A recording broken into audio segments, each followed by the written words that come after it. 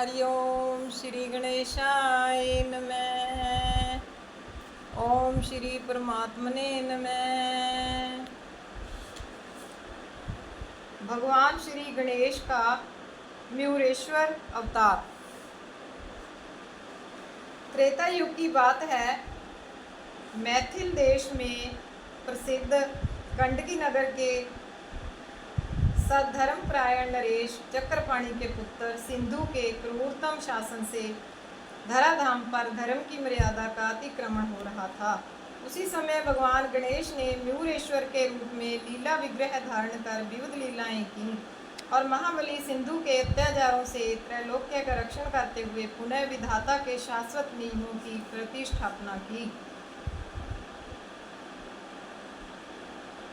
अत्यंत शक्तिशाली सिंधु के 2 सहस्त्र वर्ष की उग्र तपस्या से सहस्त्रांशु बहुत प्रसन्न हुए और उन्होंने उसे अभीष्ट वर के रूप में अमृत पात्र प्रदान करते हुए कहा, जब तक यह अमृत पात्र तुम्हारे कंठ में रहेगा तब तक तुम्हें देवता, नाग, मनुष्य, पशु एवं पक्षी आदि कोई भी दिन रात प्रातः तथा सायं किसी भी समय मार ना सकेगा। अब तो वर प्राप्त कर वह अत्यंत मदोन्मत्त हो गया। अकारण ही सत्य धर्म के मार्ग पर चलने वालों का तथा निरपराध नर नारियों एवं अबोध शिशुओं की हत्या करने में गर्व का अनुभव करने लगा। संपूर्ण धरित्री रक्त रंजित सी हो गई।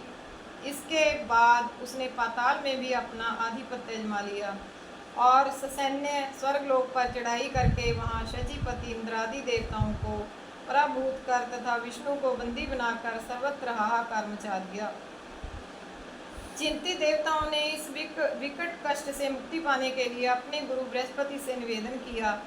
सुरगुरु ने कहा, परम प्रभु विनायक स्वल्प पूजा से ही शीघ्र प्रसन्न होने वाले हैं, अतः आप लोग असुर संहारक दशभुज विनायक की स्तुति प्रार्थना करें। ऐसा करने से वे करुणा सिंधु अवतरित होकर असुरों का वध कर धरा का भार हल्का करेंगे और आप लोगों का अपहृत पद पुनः प्राप्त करेंगे।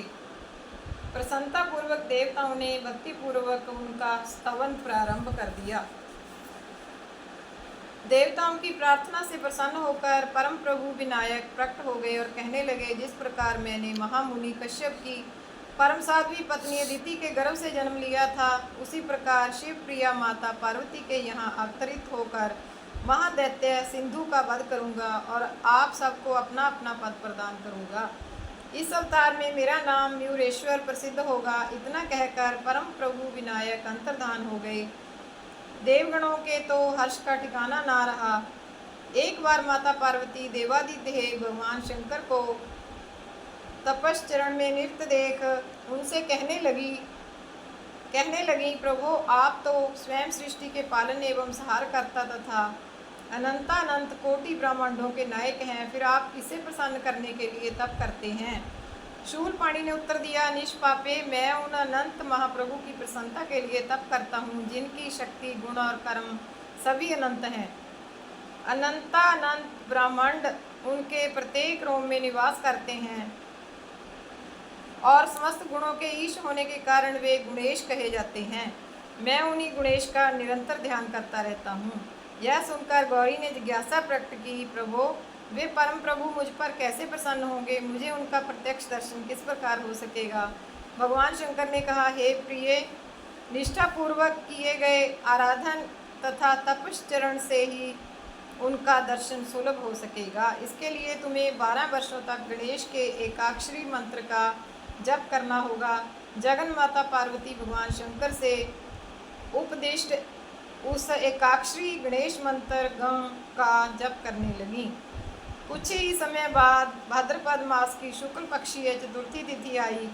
सभी ग्रह नक्षत्र शुभस्थ एवं मंगलमय योग में विराजमान थे। उसी समय विराट रूप में पार्वती के सन्मुख भगवान गणेश का अवतरण हुआ। इस रूप से चकित थकित होती हुई तपस्विनी पार्वती ने कहा, प्रभु मुझे अपने पुत्र रूप का दर्शन कराइए।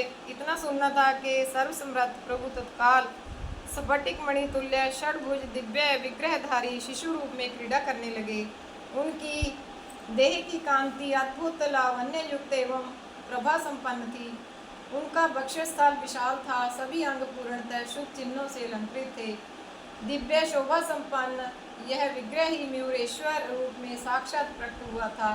म्यूरेश के आविर्भाव से प्रकृति मात्र आनंद विभोर हो उठी। आकाशस्थ देवगण पुष्प वर्षण करने लगे। आविर्भाव के समय से ही सर्वविघ्नहारी शिवा पुत्र की दिव्य लीलाएं प्रारंभ हो गई थीं। एक दिन की बात है, समस्त ऋषियों के अन्यतम प्रीतिभाजन हेरंब क्रीड़ा मगन थे। सहसा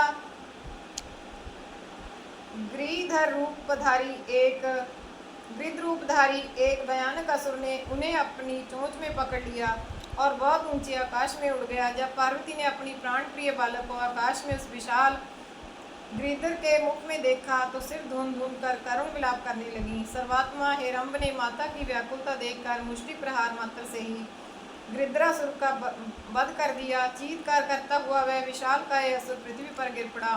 बाल भगवान म्यूरेश उस असुर के साथ ही नीचे आए थे, परंतु वे सर्वथा सुरक्षित थे।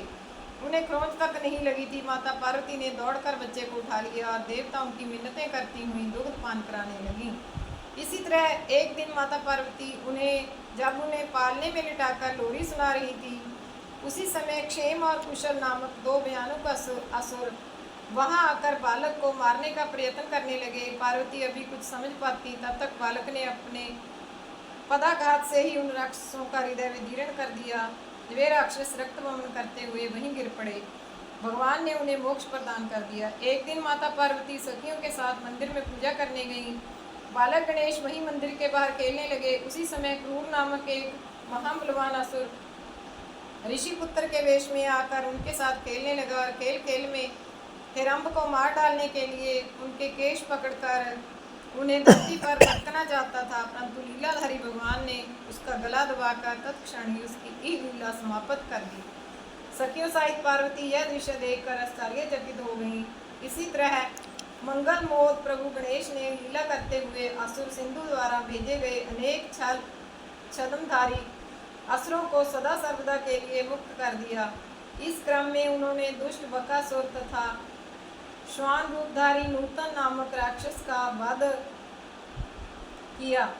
आप अपने शरीर से असंख्य गणों को उत्पन्न कर कमलासुर की 12 अक्षौहिणी सेना का विनाश कर दिया तथा त्रिशूल से कमलासुर का मस्तक काट डाला। उसका मस्तक भीमा नदी के तट पर जा गिरा। देवताओं तथा ऋषियों की प्रार्थना पर गणेश वहां म्यूरेश नाम से प्रतिष्ठित हुए। इधर दुष्ट दैत्य सिंधु ने जब सभी देवताओं को कारागार में बंदी बना लिया, तब भगवान ने दैत्य को ललकारा। भयंकर युद्ध हुआ। असुर सैन्य पराजित हुआ। यह देख कुपित दैत्यराज अनेक प्रकार के अस्त्र शस्त्रों से म्यूरेश पर प्रहार करने लगा, परंतु सर्वशक्तिमान के लिए शास्त्रास्त्रों का क्या महत्व। सभी प्रहार निष्फल हो गए। अंत में महादैत्य सिंधु म्यूरेश के परशु प्रहार से निश्चेष्ट हो पृथ्वी पर गिर पड़ा। उसे दुर्लभ मुक्ति प्राप्त हुई। देवगण म्यूरेश की स्तुति करने लगे। भगवान म्यूरेश ने सबको आनंदित कर सुख शांति प्रदान किया और अपने लीलावतरण के प्रयोजन की पूर्णता बतलाते हुए अंत में अपनी लीला का स्मरण करके वे परम प्रभु परम धाम को पधार गए, वहीं अंतर्धान हो गए। बोल गणेश भगवान की जय।